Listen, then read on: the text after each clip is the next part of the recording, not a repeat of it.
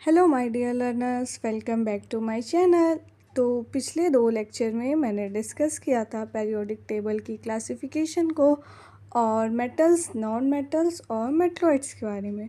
तो इस लेक्चर ये हमारा लेक्चर 3 है और इसमें हम डिस्कस करेंगे periodicity of atomic properties. It means कि हम पीरियोडिसिटी की एटॉमिक प्रॉपर्टीज़ क्या क्या हैं उसके बारे में डिस्कस करेंगे। तो फर्स्ट पॉइंट है हमारा इफ़ेक्टिव न्यूक्लियर चार्ज। तो इफ़ेक्टिव न्यूक्लियर चार्ज क्या होता है? Between the outer most valence electron and the nucleus of atom. Effective nuclear charge जो होता है वो आउटर मोस्ट वैलेंस इलेक्ट्रॉन और जो न्यूक्लियस होता है उन दोनों के बीच में होता है। There exist a number of shells containing electron. उन दोनों के बीच में कई सारे सेल्स एग्जिस्ट करते हैं और जिसमें कई सारे इलेक्ट्रॉन्स प्रेजेंट होते हैं। Due to the presence of these intervening electrons, the valence electrons are unable to experience the attractive pull of the actual number of protons in the nucleus। मतलब कि बहुत सारे वैलेंस इलेक्ट्रॉन की वजह से जो एक्चुअल होता है वो attractive pull number of protons nucleus तक नहीं पहुंच पाता। These intervening electrons act as a shield. और जो ये इलेक्ट्रॉन होते हैं वो एक शील्ड की तरह, मतलब एक धार की तरह बिहेव करते हैं between valence electron and proton in the nucleus. Thus, the presence of intervening means shielding electron reduces the electrostatic attraction between the protons। इस वजह से जो शील्डिंग की वजह से इलेक्ट्रॉन, जो शील्डिंग होती है जिसकी वजह से इलेक्ट्रोस्टैटिक अट्रैक्शन होता है प्रोटॉन के बीच में और न्यूक्लियस के बीच में और वैलेंस इलेक्ट्रॉन के बीच में, वो लेस हो जाता है और वो एक दूसरे को रिपेल करते हैं वैलेंस इलेक्ट्रॉन को। The concept of effective nuclear charge help us in understanding. अभी हम एक कॉन्सेप्ट पढ़ेंगे इफ़ेक्टिव न्यूक्लियर चार्ज, जिसमें हम पढ़ेंगे effect of shielding on periodic properties. मतलब शील्डिंग का क्या इफ़ेक्ट होता है, जिसको हम लोग जेड इफ़ेक्टिव न्यूक्लियर चार्ज भी कहते हैं, उसके बारे में हम पढ़ेंगे। द इफ़ेक्टिव न्यूक्लियर चार्ज, जिसको हम डिनोट जेड से करते हैं, is the charge actually felt by valence electron. Z effective charge, effective nuclear charge वो होता है जो वैलेंस इलेक्ट्रॉन फील करता है। जेड इफ़ेक्टिव को given by Z effective is equals to Z minus sigma. अब सिग्मा क्या होता है? जेड क्या है? Actual nuclear charge. जो न्यूक्लियर चार्ज अप्लाई हो रहा है एटॉमिक नंबर ऑफ एलिमेंट पे, उसी को कहते हैं जेड। और सिग्मा क्या है? सिग्मा शील्डिंग है, स्क्रीनिंग कांस्टेंट भी इसे कई जगह बोलते हैं। तो the value of shielding effect can be determined by using the Slater rules. और ये जो हम पढ़ते हैं जेड इफेक्टिव न्यूक्लियर चार्ज, इसको हम पढ़ते हैं स्लेटर रूल्स के अंदर। तो जो जेड इफेक्टिव न्यूक्लियर चार्ज है वो स्लेटर रूल होता है। नेक्स्ट हम डिस्कस कर रहे हैं एटॉमिक रेडियस के बारे में। एटॉमिक रेडियस क्या होता है? Probability of finding the electron is never zero even at large distance from the nucleus. मतलब probability of finding the electron, जब हम इलेक्ट्रॉन को फाइंड कर रहे हैं, मतलब न्यूक्लियस से अगर लार्ज डिस्टेंस पे भी है तो वो कभी ज़ीरो नहीं हो सकता है। Based on probability concept, an atom does not have well defined boundary. मतलब अगर कोई भी एटम है तो उसका वेल डिफाइंड कोई बाउंड्री नहीं है। Hence exact value of the atomic radius can't be evaluated. और हम उसकी एग्जैक्ट वैल्यू भी इवेल्यूएट नहीं कर सकते हैं। तो atomic radius is the taken as effective size which is distance of the closest approach of one atom to another atom is given bonding state.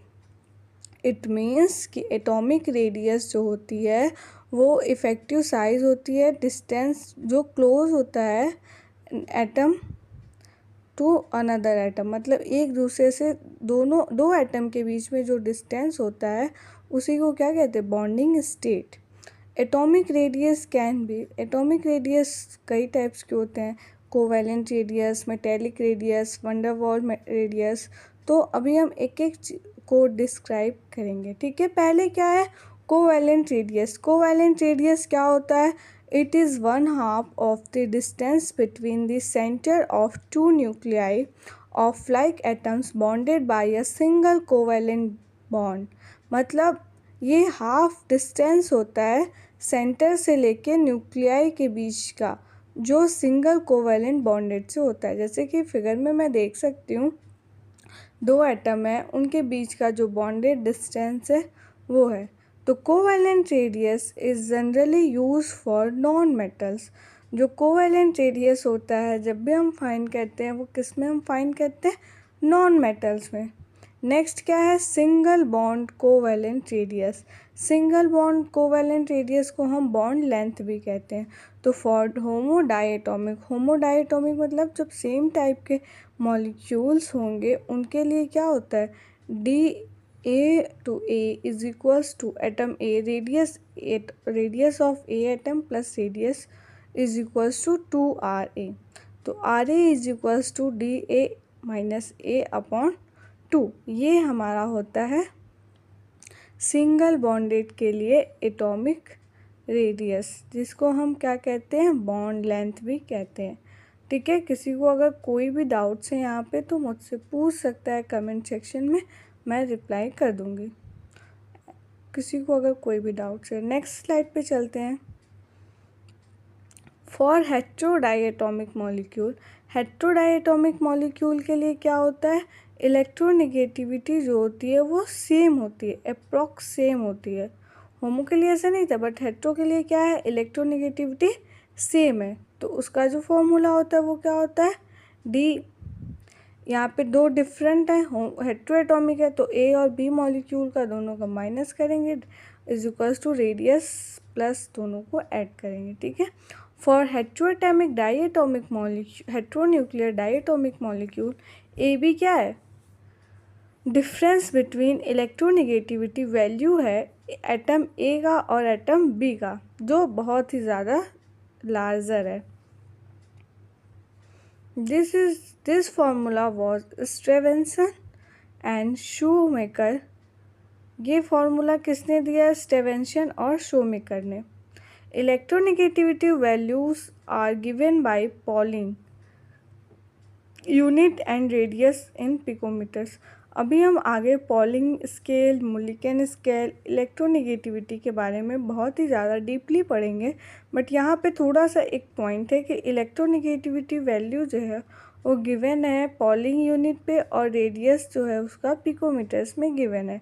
जैसे कि हम देख सकते हैं delta chi is equals to XA minus XB, where X क्या है? XAB क्या है? इलेक्ट्रोनेगेटिविटी वैल्यू है of high electronegative element A का, और लेस किसका है? इलेक्ट्रोनेगेटिविटी एलिमेंट बी का। मतलब एलिमेंट ए की जो इलेक्ट्रोनेगेटिविटी है वो हाई है, और एलिमेंट बी की इलेक्ट्रोनेगेटिविटी क्या है? वो लेस है। तो बाद में इसको मोडिफाइड किया गया था, तो मोर एक्यूरेट फार्मूला जो प्रपोज किया गया था बाय पोर्टरफील्ड, वो क्या था? DA minus B is equals to RA plus radius of A and radius of B atomic minus 7.0 delta का स्क्वायर। तो ये हमारा बाद में क्या हुआ था? फॉर्मूला प्रपोज किया गया था बाय पोर्टरफील्ड। Any doubts? किसी को अगर कोई भी डाउट्स है तो वो मुझसे पूछ सकता है, या फिर हम इसके बाद आगे बढ़ते हैं नेक्स्ट स्लाइड की तरफ। थोड़ा सा मैं होल्ड ऑन कर रही हूँ, अगर कोई भी डाउट्स है किसी भी पॉइंट्स पे तो आप मुझे कमेंट सेक्शन में वो लाइन मेंशन करके बता सकते हैं। ठीक है, कोई डाउट्स है? ये फॉर्मूला किसने दिया था? स्टेवेंसन और शूमेकर ने।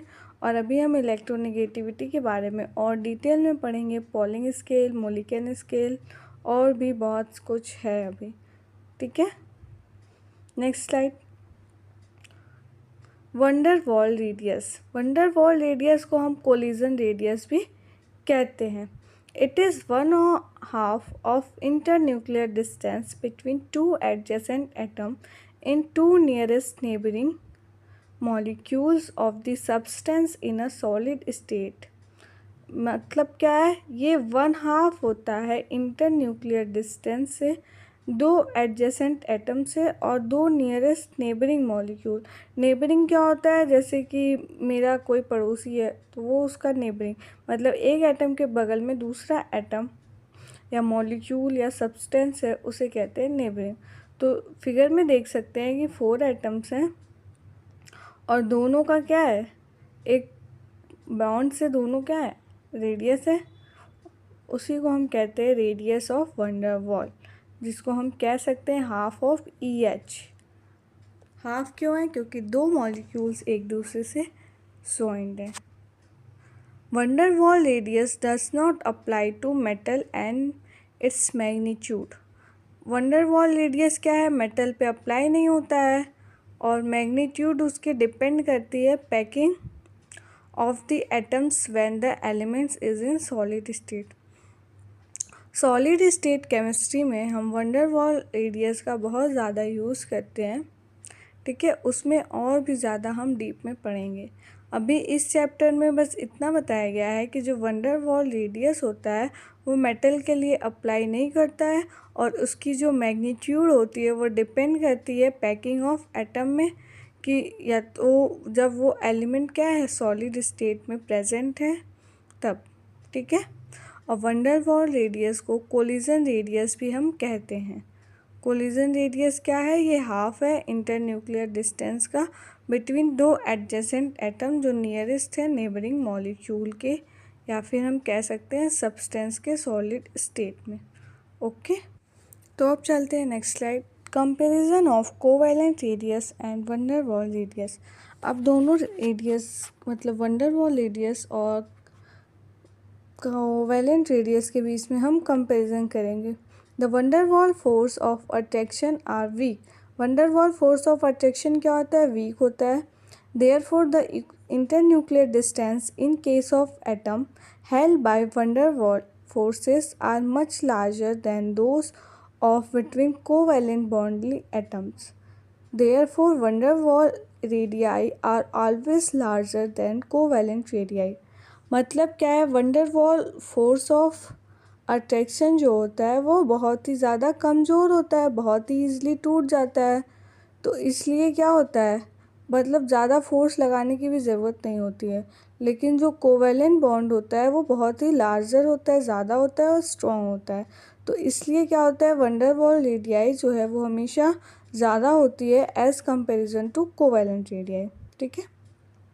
नेक्स्ट पॉइंट क्या है, a covalent bond is formed by the overlapping of 2 half filled atomic orbitals. Covalent bond कैसे फॉर्म होता है, अभी हम केमिकल बॉन्डिंग में इसके बारे में डीपली पढ़ेंगे कि बॉन्डिंग कैसे होती है और हाइब्रिडाइजेशन क्या होता है, सब कुछ बहुत ही डीपली में पढ़ेंगे, ठीक है। तो कोवेलेंट बॉन्ड कैसे फॉर्म होता है, 2 ऑर्बिटल्स क्या होते हैं, ओवरलैप होते हैं, हाफ फिल एटॉमिक ऑर्बिटल्स, और फिर क्या होता है, एक ऑर्बिटल जो है उसमें से कॉमन होता है। और कोवेलेंट रेडियाई जो है वो हमेशा छोटी होती है as comparison to van der Waal. अगर मैं एक टेबल देखूँ, इसमें मैंने कुछ एग्जांपल लिया है, hydrogen, oxygen, fluorine, sulphur and bromine. तो कोवेलेंट रेडियस किसकी ज़्यादा है, अगर देखें तो ब्रोमीन की सबसे ज़्यादा है। और वंडर वॉल रेडियस किसकी ज़्यादा है, वो भी ब्रोमीन की सबसे ज़्यादा है, आप देख सकते हैं। तो इससे क्या पता चलता है हमें कि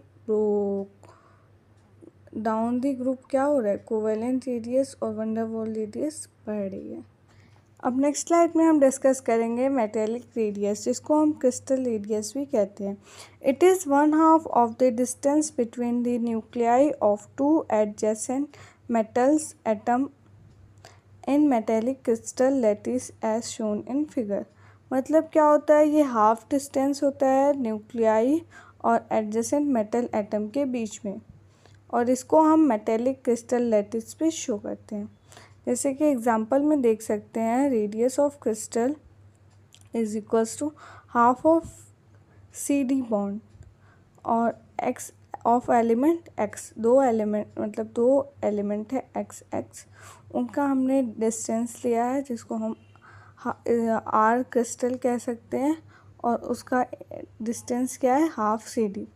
metallic radius of an element is always greater than it's covalent radius. Metallic radius जो है किसी भी एलिमेंट का वो हमेशा कोवेलेंट रेडियस से ज़्यादा होता है।